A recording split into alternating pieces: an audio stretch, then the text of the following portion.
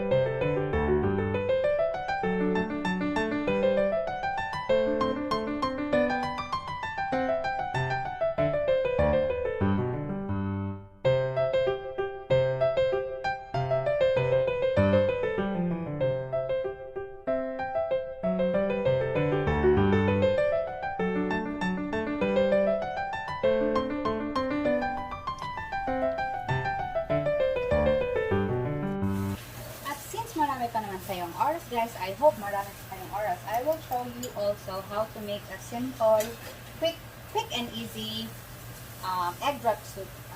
It depends on you how much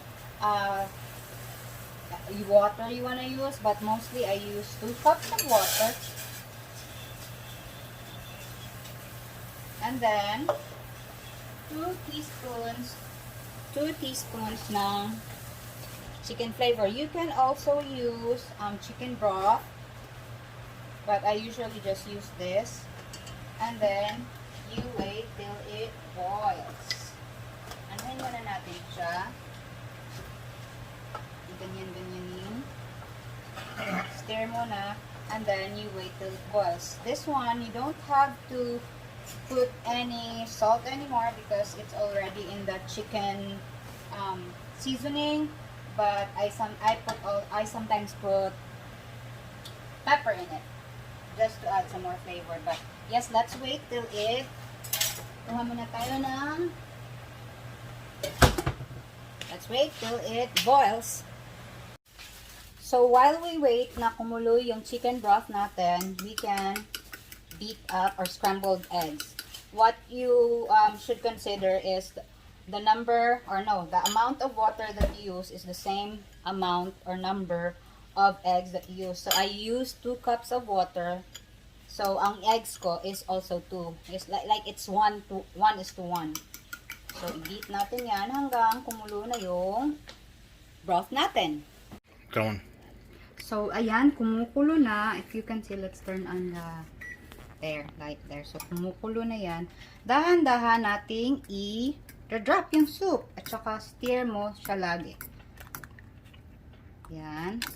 Dahan-dahan lang talaga. Yan, nakakita mo na naghihiwalay-hiwalay siya.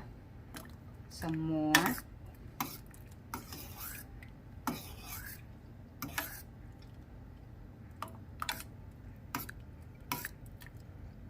Oh, may talsik-talsik pa. Mayroon pang kaunting natira sa bowl natin. Nagkalimutan talaga na i-stir para yung mga nasa ibaba o sa ilalim ng pot hindi siya nag-stick at magiging ganyan yung consistency ng egg. So we are going to drop the last bit of the scrambled eggs and then continue stirring, and just like that, it's done. And this is the finished product sa ating niluto kanina na egg drop soup. Kung gusto nyo naman siyang maging makulay, pwede nyo siyang lagyan. You can add some food coloring, the yellow food coloring. It depends on how yellow you would like it to be. And like I said earlier, it all really depends on your family, on what you would like.